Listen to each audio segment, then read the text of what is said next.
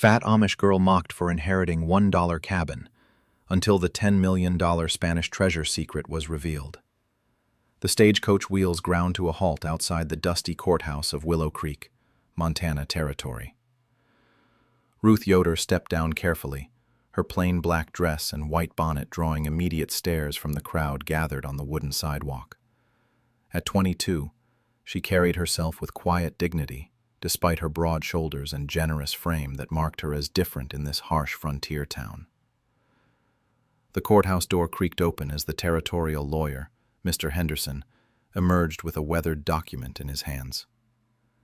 Behind him strode Buck Morrison, the territory's most powerful cattle baron, his silver spurs jingling with each confident step. Buck's weathered face broke into a smug grin as he surveyed the assembled townspeople, clearly expecting to hear his name called as the new owner of the disputed property. Henderson cleared his throat and unfolded the will. The crowd pressed closer, eager to witness what they assumed would be Buck's latest land acquisition. Ruth stood quietly at the edge of the gathering, clutching her worn leather satchel. "By the last will and testament of Esther Yoder," Henderson announced, his voice carrying across the silent street. "The property known as the Willow Creek Cabin and surrounding 20 acres is hereby bequeathed to her great-niece, Ruth Yoder of Lancaster County, Pennsylvania." The silence stretched for exactly 3 heartbeats. Then Buck's face twisted with rage and disbelief. A cowhand near the saloon let out a harsh laugh that cut through the air like a whip crack. "That rotting shack?" Buck spat, his voice dripping with contempt. "A cabin fit for pigs, not people." The crowd erupted in cruel laughter. Women whispered behind their hands while men slapped their knees and pointed at Ruth's plain appearance. A young cowboy called out something about Amish girls and city folks, drawing more jeers from his companions. Ruth's cheeks burned with shame, but she kept her chin raised and her hands steady. She had learned long ago that showing weakness only invited more cruelty. The lawyer handed her the deed with apologetic eyes, mumbling something about the property being as is, and warning her about the approaching winter. Buck stepped closer, his boots grinding against the wooden planks. His eyes held us a strange intensity that seemed far too fierce for losing a supposedly worthless property. "You'll be crawling back to Pennsylvania before the first snow," he growled. "That place isn't fit for livestock, let alone a soft city girl." Ruth met his gaze without flinching. Something in his anger struck her as wrong. If the cabin was truly worthless, why did he care so much about losing it? She tucked the deed into her satchel and walked toward the general store, the laughter following her like a pack of hungry wolves. The cabin stood like a broken monument against the Montana sky. Ruth approached it slowly, her practiced eye taking in every detail that the townspeople had missed. The roof sagged dangerously over the single room, and broken windows gaped like hollow eyes. But the foundation caught her attention immediately. The stone base was far too thick for such a simple structure. Her father had taught her that foundations revealed the builder's true intentions, and this one suggested something much more substantial than a basic frontier cabin. She knelt beside the weathered stones, running her fingers along the unusual markings carved into their surface. A shadow fell across her path. Ruth looked up to see a tall figure limping toward her from the tree line. The man moved with careful precision despite his pronounced limp, and a jagged scar ran from his left temple to his jaw. His clothes marked him as a mountain trapper, but his eyes held an intelligence that seemed out of place in the wilderness. Jake Sullivan had been watching from the ridge when the Amish girl first approached the cabin. Something about her careful examination of the structure reminded him painfully of his sister Mary, who had possessed the same quiet determination in the face of mockery. Mary had died of fever 3 winters ago, but not before the townspeople of their Colorado settlement had made her life miserable for being different. Ruth straightened as he approached, her posture defensive but not afraid. Jake respected that. Too many people cowered when they saw his scars. "That foundation's built like a fortress," Jake observed, nodding toward the thick stone base. Strange choice for a cabin. Ruth studied him carefully. In her 22 years, she had learned to read people quickly. This man carried pain in his eyes, but not cruelty. His observation about the foundation showed he understood construction better than most. "You know building?" she asked. Jake nodded toward the cabin's sagging roof beam. "That timber there is load-bearing. Replace it wrong and the whole structure comes down. But those foundation stones could support a 2-story house." Ruth felt a spark of hope. Someone finally understood what she was seeing. Back in Pennsylvania, she had worked alongside her father Johann in his carpentry shop since she was 10 years old. While other Amish girls learned only cooking and sewing, Ruth had mastered the mathematics of load calculations and joint construction. Her father had needed her sharp mind for the complex furniture orders that supported their family. She walked to the cabin's corner and began measuring the foundation stones with her hands, counting in the methodical way Johann had taught her. Jake watched with growing interest as she calculated dimensions and load capacities with practiced precision. "Whoever built this knew what they were doing," Ruth murmured, more to herself than to Jake. "These stones are fitted together like puzzle pieces, no mortar needed." Jake's military training had taught him to recognize defensive positions. This foundation looked less like a cabin base and more like the beginning of a small fort. He had seen similar construction during his cavalry days, usually in places where people expected trouble. "Name's Jake Sullivan," he said. "Been trapping in these mountains for 3 years." Ruth introduced herself quietly, still focused on the foundation's unusual features. Jake noticed how she avoided mentioning the humiliation at the courthouse, though word had already spread through the territory's small network of trappers and traders. "Folks in town weren't kind," Jake said simply. Ruth's jaw tightened slightly. "They see what they expect to see." Jake understood that feeling perfectly. After losing his entire unit in an Apache ambush 2 years ago, he had retreated to these mountains to escape the whispers and accusations. The other soldiers blamed him for leading them into the trap, though the official inquiry had cleared him of wrongdoing. The guilt still ate at him like acid. "Could use help with repairs," Jake offered. "Winter comes early up here." Ruth studied his face for any sign of mockery or hidden agenda. She found only genuine concern and the kind of practical honesty her father had valued. In the Amish community, barn raisings brought neighbors together for mutual benefit.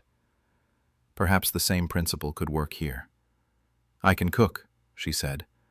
"Fair trade for carpentry help." Jake nodded, sealing their unlikely partnership. As he examined the cabin's structural problems, Ruth continued her methodical study of the foundation. Her fingers traced the carved symbols again, noting their deliberate placement and unusual style. That evening, as Jake returned from gathering repair materials, he found Ruth crouched beside a section of foundation stones near the cabin's rear corner. She had cleared away decades of accumulated dirt and debris, revealing more of the mysterious carved symbols. "These markings," Ruth said, looking up at Jake with excitement in her eyes. "They're not random scratches." Jake knelt beside her and studied the symbols more carefully. His years as a cavalry scout had exposed him to various territorial markings and trail signs. These carvings looked different from anything he had seen native tribes use. The style reminded him of something else entirely. "Spanish colonial," Jake said suddenly. "I've seen similar markings on old mission walls down in New Mexico territory." Ruth's pulse quickened. If Jake was right, these symbols were far older than the cabin itself. Someone had built this structure over a much earlier site, preserving whatever lay beneath for reasons she could not yet understand. As darkness fell over Willow Creek, neither Ruth nor Jake noticed the figure watching them from the distant ridge. Buck Morrison lowered his spyglass with a grim expression, his worst fears beginning to materialize. Ruth knelt beside the foundation at dawn, carefully brushing away centuries of accumulated dirt. The Spanish symbols emerged more clearly in the morning light, revealing intricate patterns that spoke of deliberate planning rather than casual marking. Jake approached with coffee and hardtack, settling beside her to study the mysterious carvings. "Can you read any of it?" Jake asked, squinting at the weathered stone. Ruth's heart raced as she recognized familiar letters and words. During harvest seasons in Pennsylvania, migrant workers from Mexico had labored alongside the Amish families. While her community officially discouraged such interactions, Ruth had secretly learned Spanish from an elderly worker named Carlos, who appreciated her quick mind and gentle nature. Her father had forbidden the lessons, but Ruth continued learning in private, driven by an insatiable curiosity about the wider world. "El tesoro del conquistador," Ruth whispered, tracing the carved words with her finger. "The conquistador's treasure." Jake's expression sharpened. His cavalry unit had operated throughout the Southwest, and he knew the stories of Spanish gold that had vanished during the colonial period. Countless treasure hunters had died chasing those legends, but the tales persisted because some of them were true. Ruth continued translating the visible text, her voice growing more excited with each revelation. The carvings referenced Captain Vasquez and dated to the 1580s, describing a temporary cache hidden during a strategic retreat. Most intriguingly, the symbols included directional markers pointing to specific geographical features still visible in the surrounding landscape. "Your great-aunt must have known," Jake said, studying Ruth's face. 50 years she lived here alone. Plenty of time to research this. The implications struck Ruth like lightning. Esther Yoder had not been the eccentric hermit the townspeople described. She had been a scholar, methodically uncovering a historical mystery that predated the entire Montana territory. The cabin's strategic location and fortress-like foundation suddenly made perfect sense. Jake pointed toward a series of carved arrows leading around the cabin's perimeter. His Apache guides had taught him to read landscape markers, and these symbols followed the same principles of wilderness navigation. Someone had created a trail of breadcrumbs across the property, designed to guide the initiated toward a specific destination. "We follow the markers," Ruth said, her voice steady despite her pounding heart.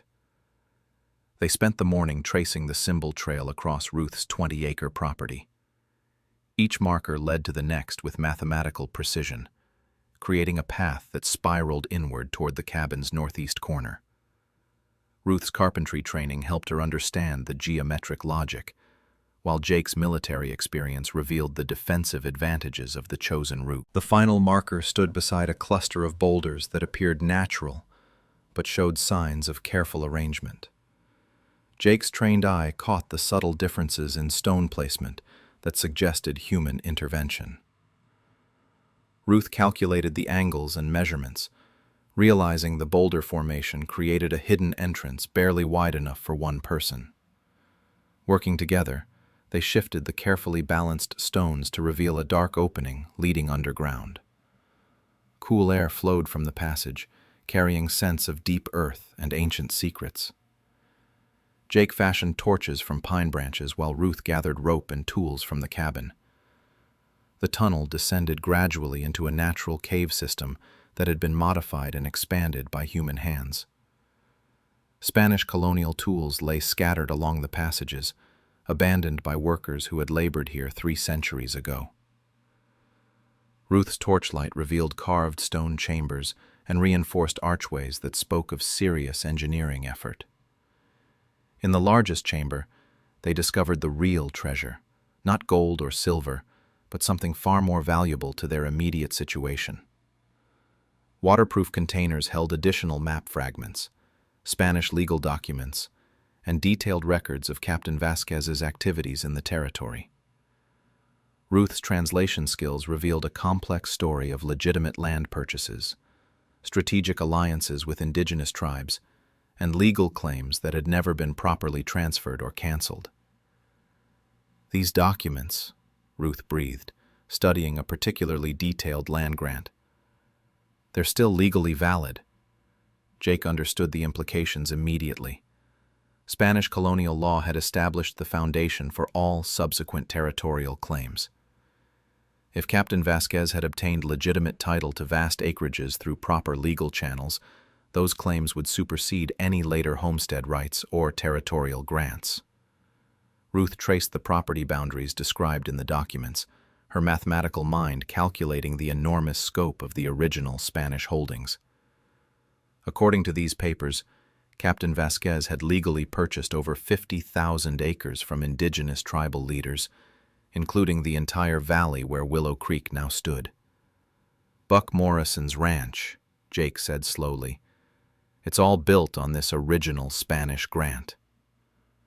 The revelation transformed their understanding of Buck's violent opposition to Ruth's inheritance.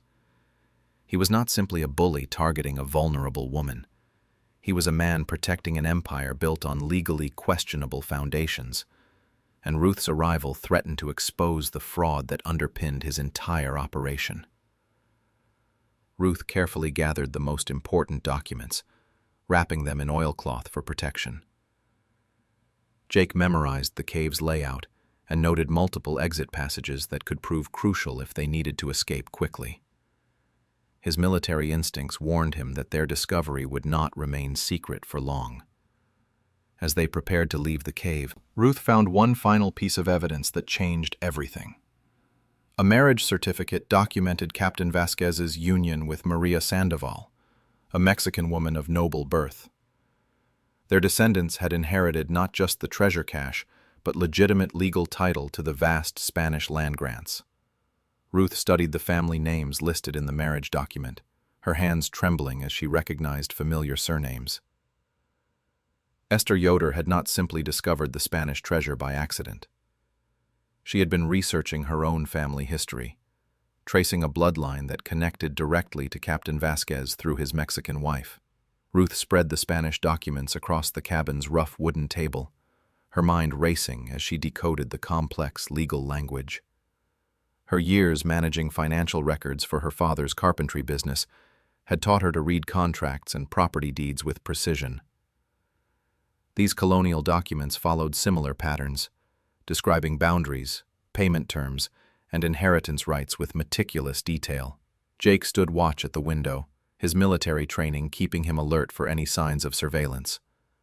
Buck Morrison's men had been spotted near the property twice since their cave discovery, and Jake's instincts warned him that their secret would not remain hidden much longer. "The measurements are in Spanish leagues," Ruth murmured, converting the archaic units into modern calculations. Each league equals roughly 3 miles. Captain Vasquez purchased territory from the Crow tribe extending from the northern mountains to the southern river valley. Jake turned from the window, his expression grim. "That includes everything Buck Morrison calls his ranch, plus half the territory around Willow Creek."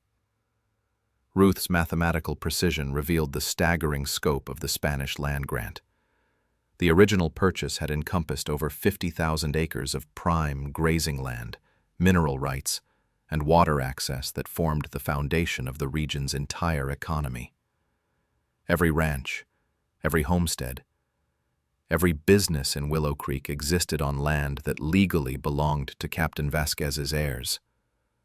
The marriage certificate proved the crucial link.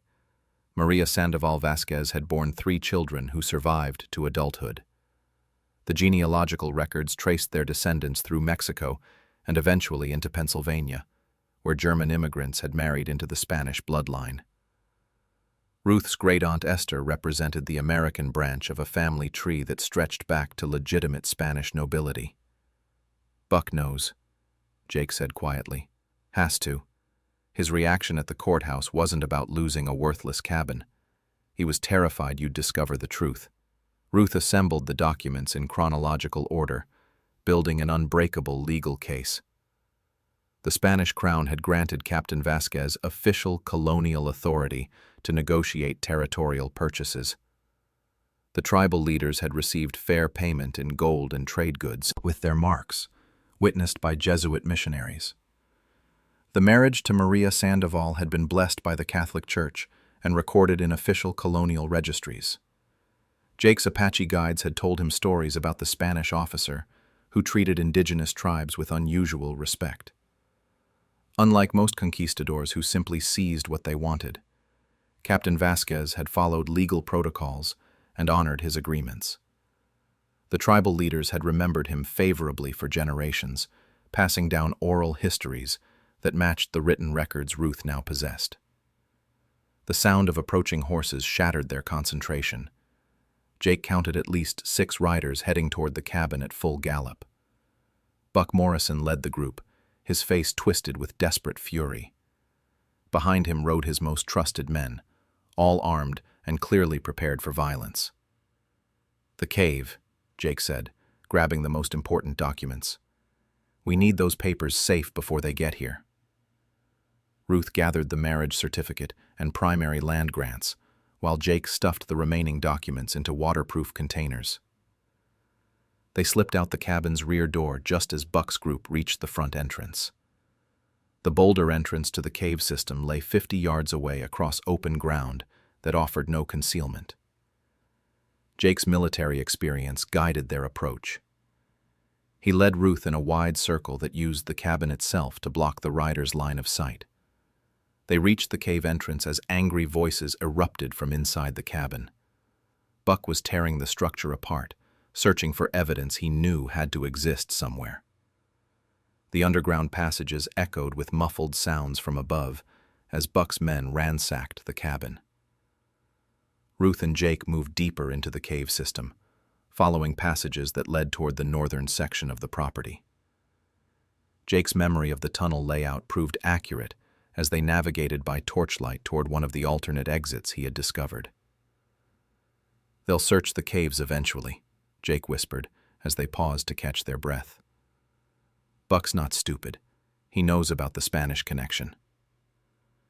Ruth clutched the documents against her chest, understanding that these papers represented more than historical curiosity. They were the legal foundation for dismantling Buck Morrison's empire and redistributing vast wealth throughout the territory.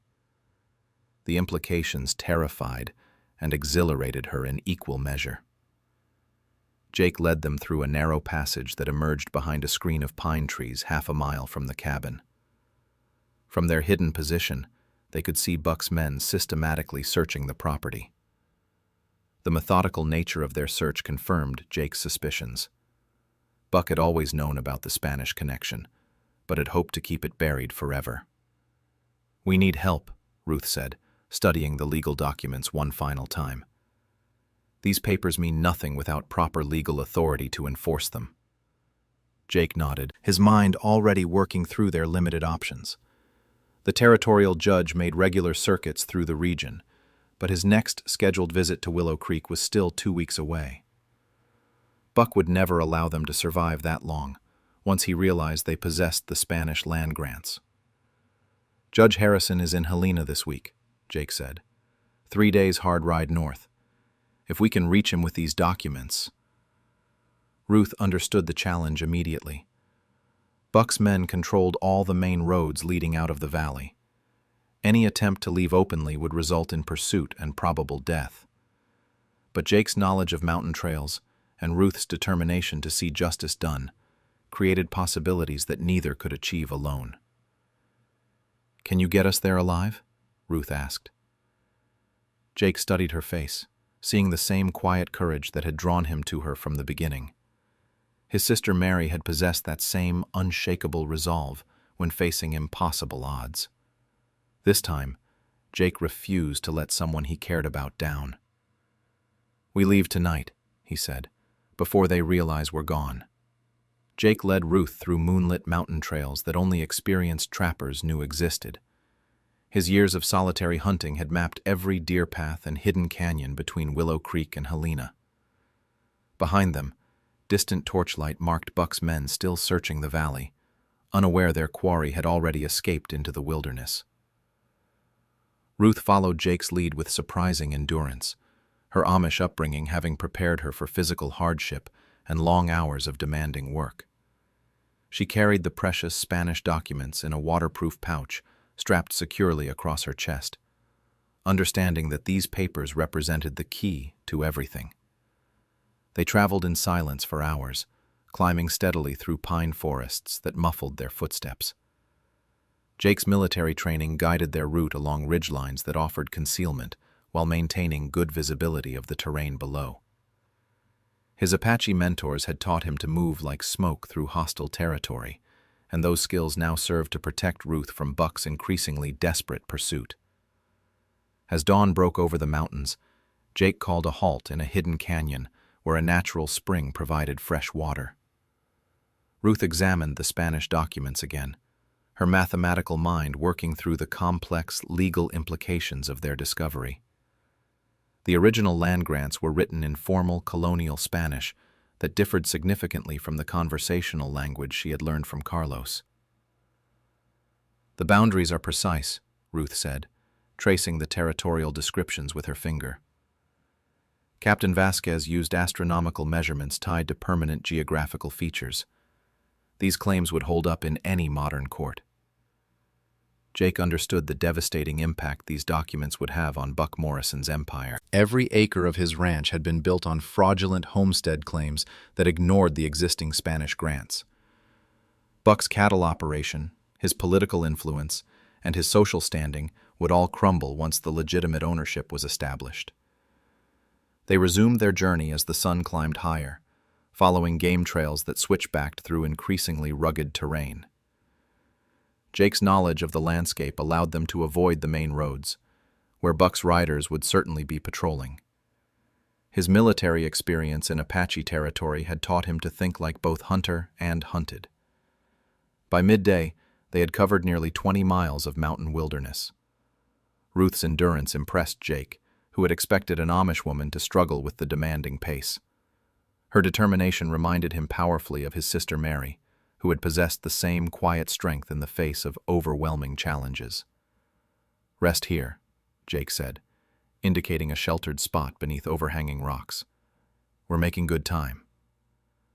Ruth gratefully accepted the break, though her mind remained focused on the legal strategy they would need in Helena.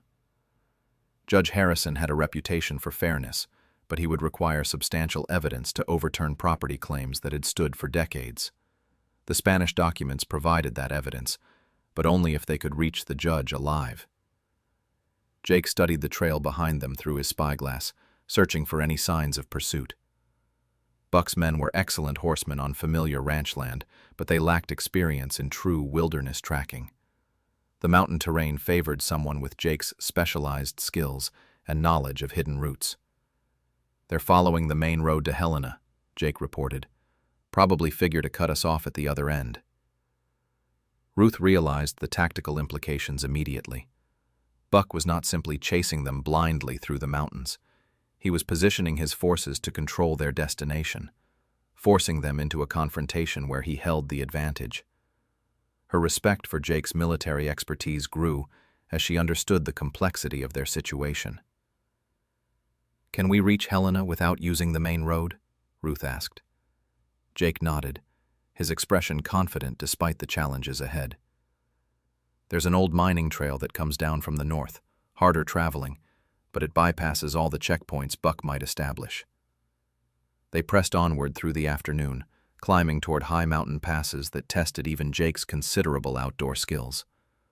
Ruth followed without complaint, drawing on reserves of determination that her Amish upbringing had forged through years of demanding farm labor. Her quiet endurance earned Jake's growing admiration and respect. As evening approached, they reached the abandoned mining camp that Jake had been seeking. The old settlement provided shelter and a strategic vantage point overlooking the approaches from Willow Creek. More importantly, it marked the beginning of the northern trail that would take them safely into Helena. Ruth examined the Spanish documents one final time by firelight, ensuring that no damage had occurred during their difficult journey. The marriage certificate linking her to Captain Vasquez remained in perfect condition, along with the primary land grants that established her legal claim to Buck Morrison's entire empire. "Tomorrow, we reach Helena," Jake said, banking the fire for the night. Judge Harrison will be in court. He'll have to hear our case." Ruth understood that their arrival in Helena would trigger a legal earthquake that would reshape the entire Montana territory. Buck Morrison's fraudulent claims would be exposed, forcing the redistribution of vast acreages to their rightful owner. The Spanish documents she carried represented justice, delayed for 3 centuries, but justice nonetheless. Jake settled into his bedroll with his rifle close at hand, his military instincts keeping him alert even in sleep. Ruth lay awake longer, contemplating the enormous responsibility that had fallen upon her shoulders. Tomorrow would bring either vindication or disaster, with no middle ground possible. The mountain wind carried no sounds of pursuit from the valley below. Buck's men had taken the bait, racing toward Helena on the main road while their quarry approached from an unexpected direction. Jake's tactical gamble had worked perfectly, but the greatest challenges still lay ahead in the territorial courthouse. The Helena courthouse stood like a fortress of territorial law, its brick walls and imposing columns promising justice to those brave enough to seek it. Ruth and Jake approached from the north through early morning shadows, their mountain crossing having delivered them safely ahead of Buck Morrison's pursuit. Ruth clutched the waterproof document pouch against her chest, knowing that the next few hours would determine the fate of everyone in Willow Creek. Judge Harrison's reputation preceded him throughout the Montana Territory. A former military officer turned legal scholar, he had built his career on unwavering adherence to constitutional law and territorial statutes. His courtroom tolerated no corruption, no intimidation, and no shortcuts around proper legal procedure. Ruth understood that such a man would demand irrefutable evidence before overturning established property claims. Jake surveyed the courthouse steps and surrounding streets with military precision, noting potential escape routes and defensive positions. His Apache mentors had taught him that the most dangerous moments came when prey believed itself safe. Buck Morrison would not abandon his empire without a final, desperate gambit. Inside the courthouse, Ruth presented herself to the clerk with quiet dignity, despite her travel-worn appearance. Her Amish dress and bonnet drew curious stares from territorial officials accustomed to dealing with rough frontier types. The clerk's initial dismissive attitude changed rapidly when Ruth produced the Spanish colonial documents and requested an emergency hearing with Judge Harrison. "These papers claim to predate territorial authority," the clerk said, his voice rising with excitement. "Judge Harrison will want to examine them immediately." Within an hour, Ruth found herself standing before the most powerful legal authority in the Montana Territory. Judge Harrison studied her with intelligent eyes that missed nothing, from her precise speech patterns to the mathematical certainty with which she presented her case. Jake stood beside her, his military bearing lending credibility to their extraordinary claims. Ruth spread the Spanish documents across the judge's massive oak desk, explaining their discovery and translation with the methodical precision her father had taught her. The marriage certificate linking her to Captain Vasquez drew particular attention, as did the original land grants bearing official Spanish colonial seals and signatures. Judge Harrison examined each document with the careful attention of a scholar accustomed to historical research. His legal training included extensive study of Spanish colonial law, and he recognized the authentic bureaucratic language and formal procedures that characterized legitimate territorial grants. The astronomical measurements and geographical markers matched surveying techniques used throughout the Spanish Empire. "These documents appear genuine," Judge Harrison said slowly, his voice heavy with the implications. "If authenticated, they would supersede all subsequent territorial claims in the described area." Ruth's mathematical calculations had prepared her for this moment. She presented detailed boundary descriptions that encompassed not only Buck Morrison's ranch, but significant portions of the surrounding territory. Her translation work revealed the enormous scope of Captain Vasquez's original purchase from the Crow Tribal Confederation.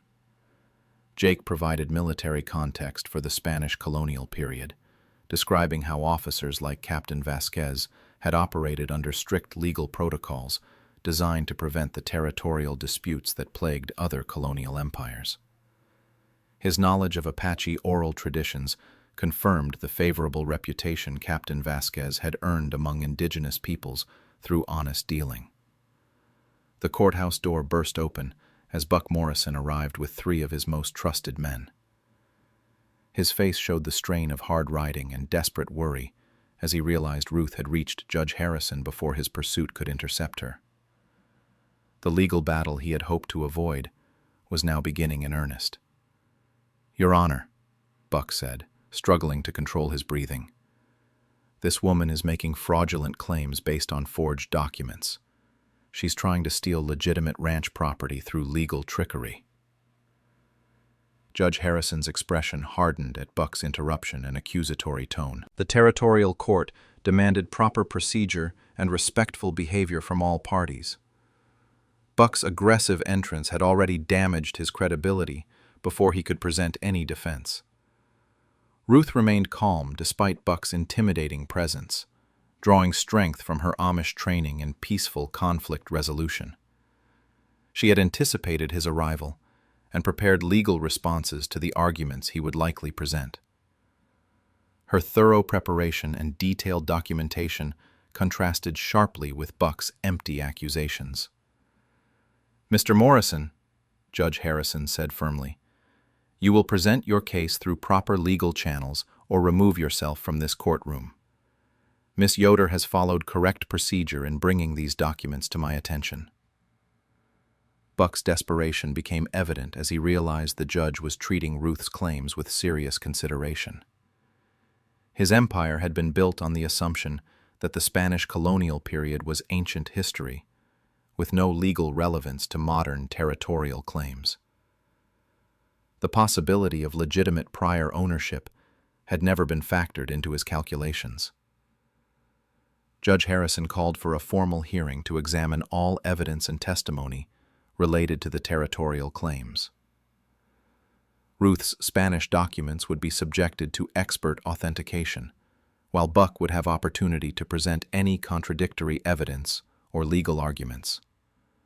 The proceeding would follow territorial law and constitutional procedures. "This hearing will convene tomorrow morning," Judge Harrison announced. "Both parties will have equal opportunity to present their cases.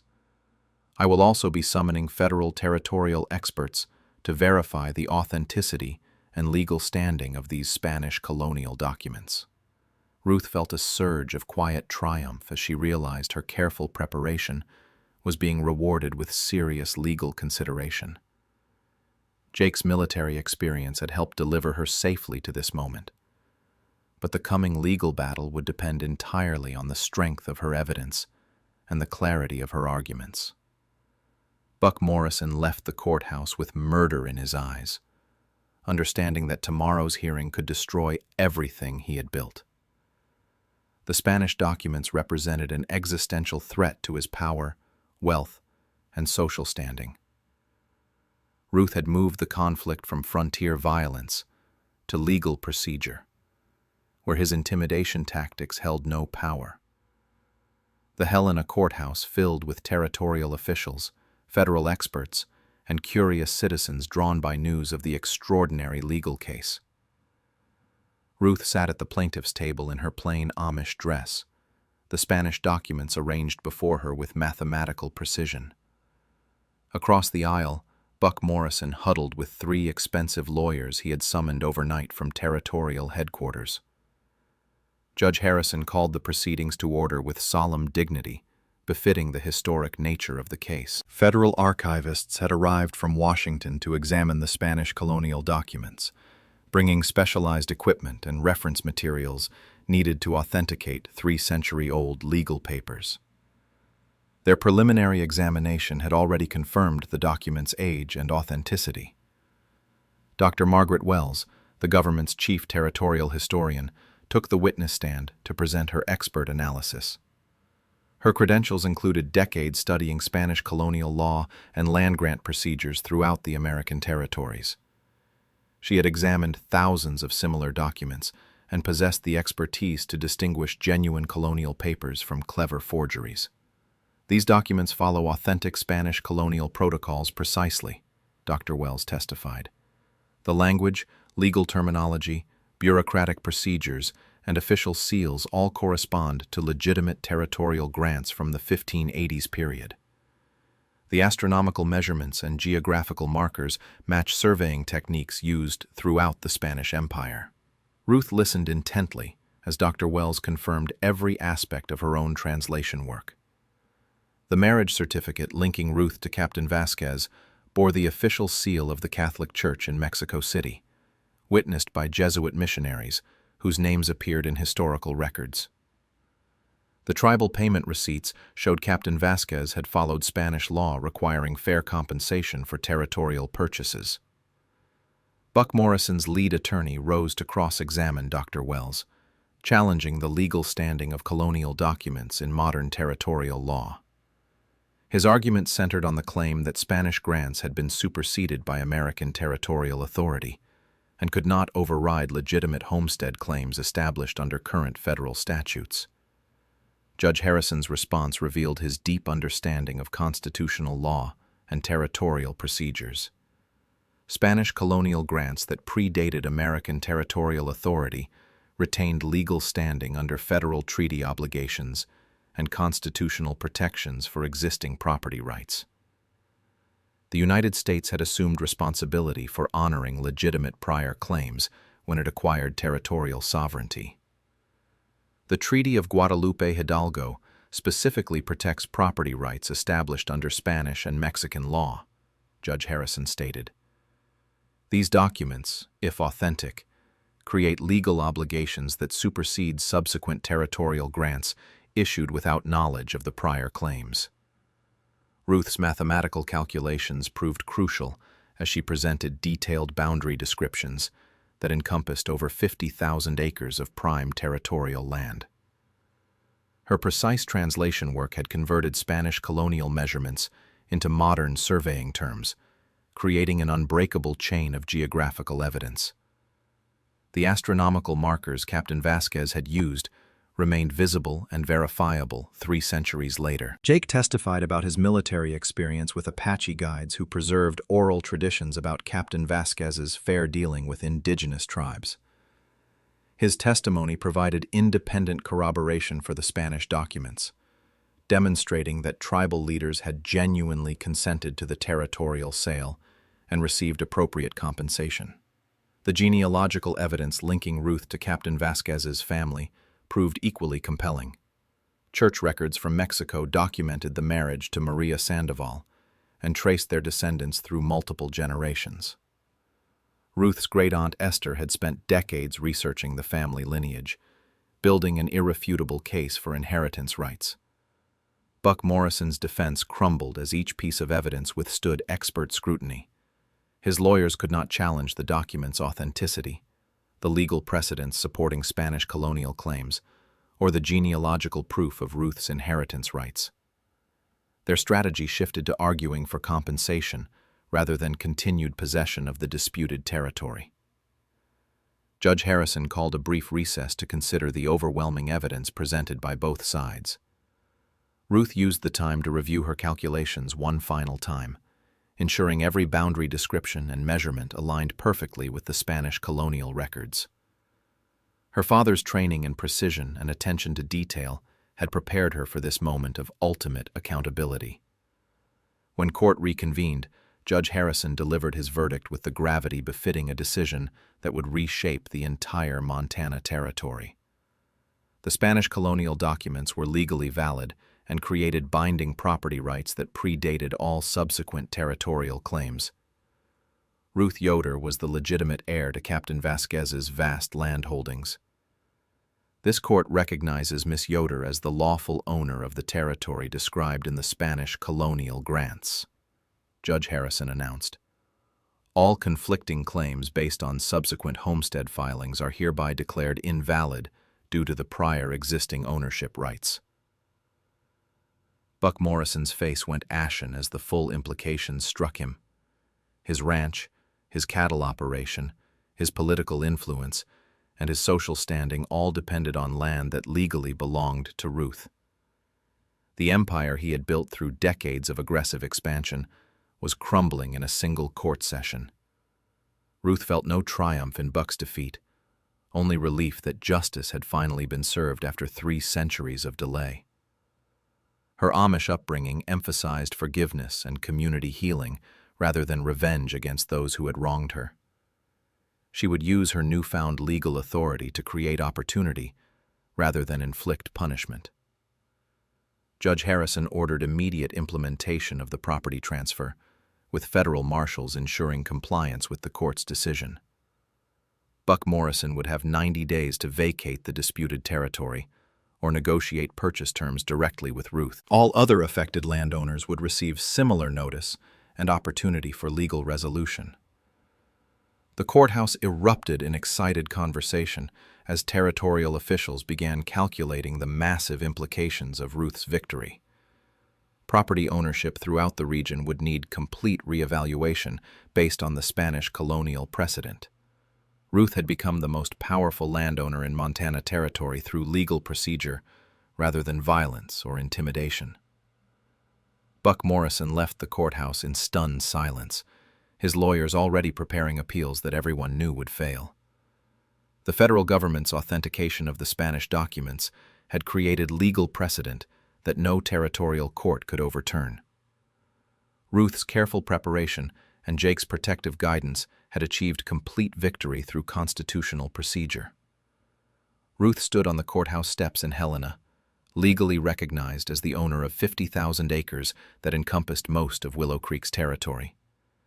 The magnitude of her transformation from mocked outcast to the region's most powerful landowner had not yet fully registered in her mind. Jake waited beside her, understanding that their real work was just beginning. The journey back to Willow Creek took on entirely different meaning now that Ruth traveled as a legitimate property owner rather than a fugitive. Federal marshals accompanied them to ensure her legal rights were respected and to oversee the orderly transition of property ownership. Word of the court decision had already spread throughout the territory via telegraph. When their small convoy reached Willow Creek, they found a town in chaos. Property owners who had believed their homestead claims were secure now faced the possibility of eviction or forced purchase negotiations. The general store buzzed with nervous conversations as families tried to understand how Spanish colonial law could suddenly threaten their modern livelihoods. Ruth's first decision revealed the character that would define her leadership. Rather than immediately asserting her legal rights, she called a town meeting to address everyone's concerns and outline her intentions. The same courthouse where she had been publicly humiliated now hosted a gathering where she held absolute power over every attendee's future. The crowd that assembled bore little resemblance to the jeering mob that had mocked her inheritance. Faces showed anxiety, respect, and genuine curiosity about what this quiet Amish woman planned to do with her enormous legal victory. Buck Morrison sat in the back row, his empire reduced to whatever mercy Ruth chose to extend. Ruth addressed the gathering with the same calm dignity she had maintained throughout her ordeal. Her Amish upbringing emphasized community welfare over individual gain, and she intended to apply those principles to her unprecedented situation. The Spanish gold discovery had provided financial resources to implement generous solutions that would benefit everyone. "I have no intention of displacing families from their homes," Ruth announced, her clear voice carrying to every corner of the courthouse. "My goal is to create legal security for everyone while honoring the historical claims that brought us to this point." Her proposal demonstrated remarkable wisdom and practical understanding of territorial economics. Existing homesteaders could purchase their current properties at fair market prices, with extended payment terms that made ownership achievable for working families. The Spanish treasure would fund a development bank that provided low-interest loans for property purchases and business expansion. Jake watched with growing admiration as Ruth transformed a potentially devastating legal crisis into an opportunity for community growth. Her mathematical precision helped establish fair property valuations, while her linguistic skills enabled direct communication with Hispanic families who had been marginalized in previous territorial dealings. Buck Morrison approached Ruth after the meeting, his pride clearly struggling with the necessity of negotiating with someone he had treated with contempt. His request to purchase a modest ranch property, rather than lose everything entirely, revealed how completely his circumstances had changed. Ruth's response would test her commitment to the forgiveness her faith demanded. "You can buy back 5,000 acres at standard territorial rates," Ruth said quietly. "The land includes your current house and enough grazing area for a sustainable cattle operation." Buck's relief was evident despite his attempt to maintain dignity. Ruth's generous terms allowed him to preserve some remnant of his former empire, while acknowledging the legal reality of her superior claim. Her decision to show mercy rather than seek revenge impressed even those who had supported Buck's previous dominance. Ruth's next initiative addressed the educational needs that had been neglected in Willow Creek's focus on ranching and mining. The Spanish colonial history revealed in her case demonstrated the region's rich cultural heritage that deserved preservation and study. Her linguistic abilities positioned her to create educational programs that honored multiple cultural traditions.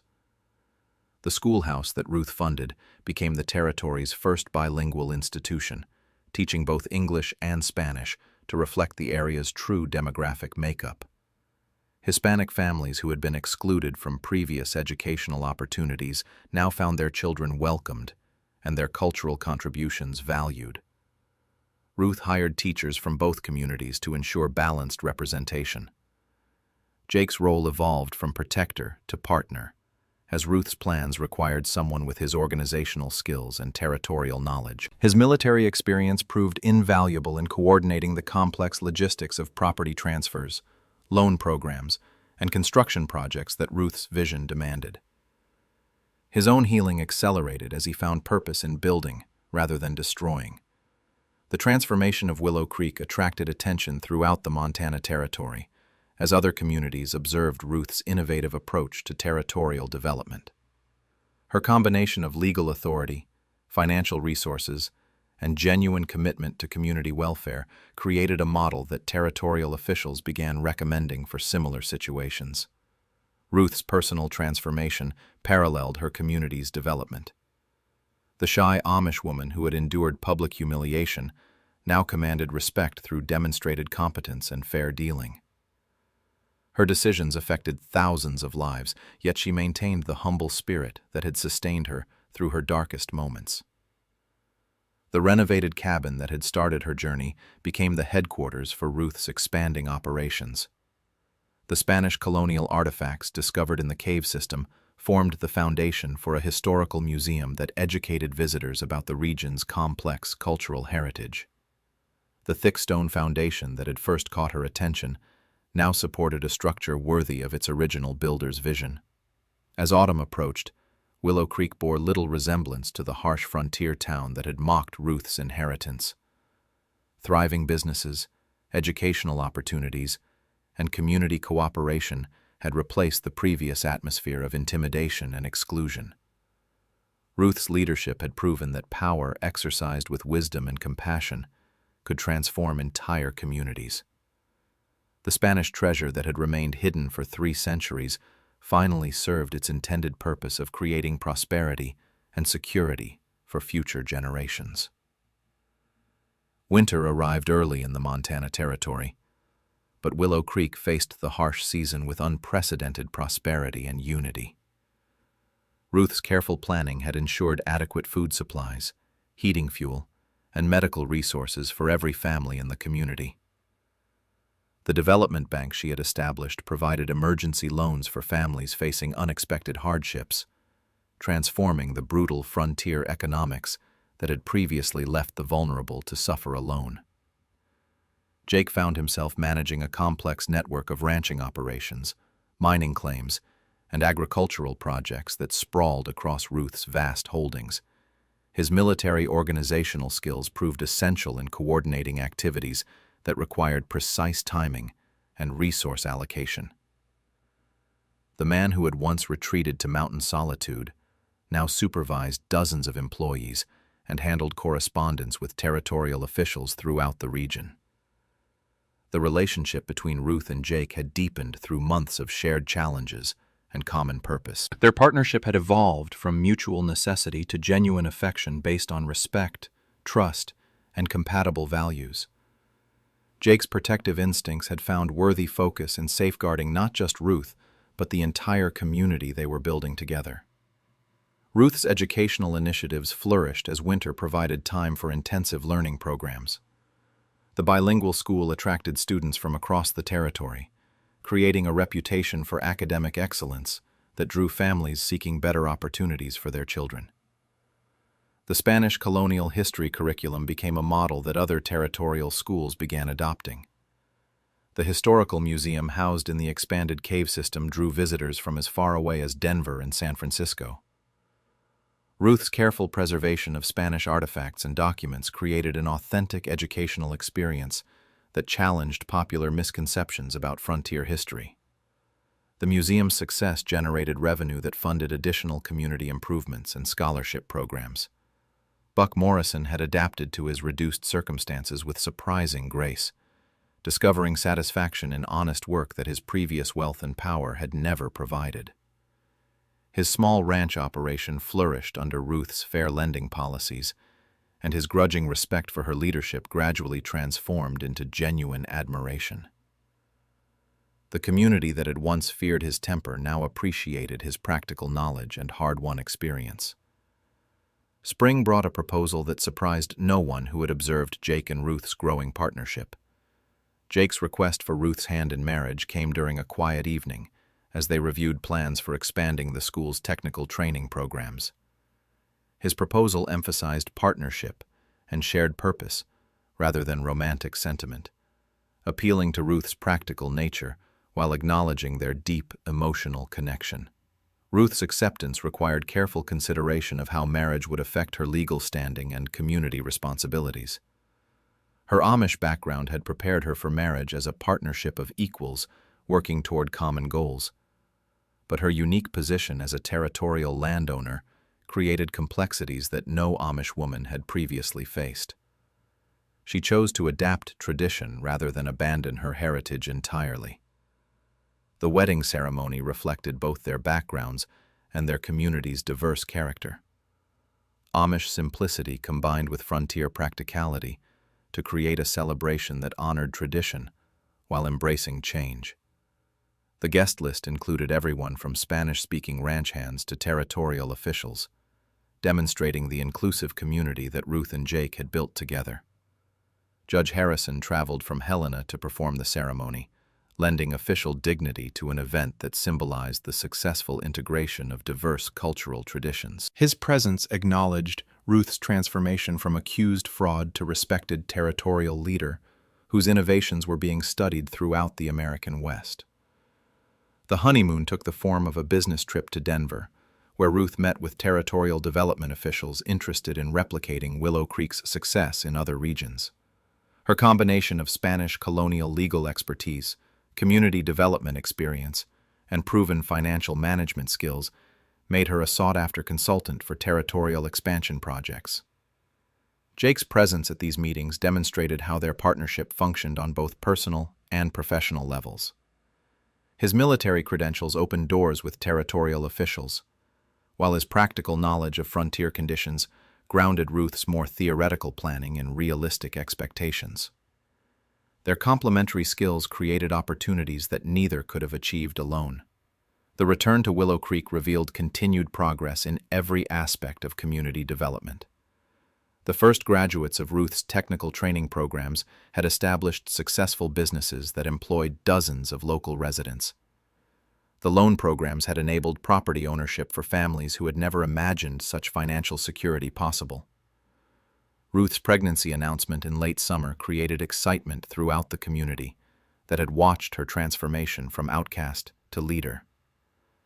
The prospect of the next generation growing up in the stable, prosperous environment she had created represented the ultimate validation of her vision and leadership. Jake's evolution from traumatized veteran to expectant father paralleled his community role as a leader who guided others through their own challenges and transitions. His success in helping other veterans find purpose and healing demonstrated that his own recovery was genuine and sustainable.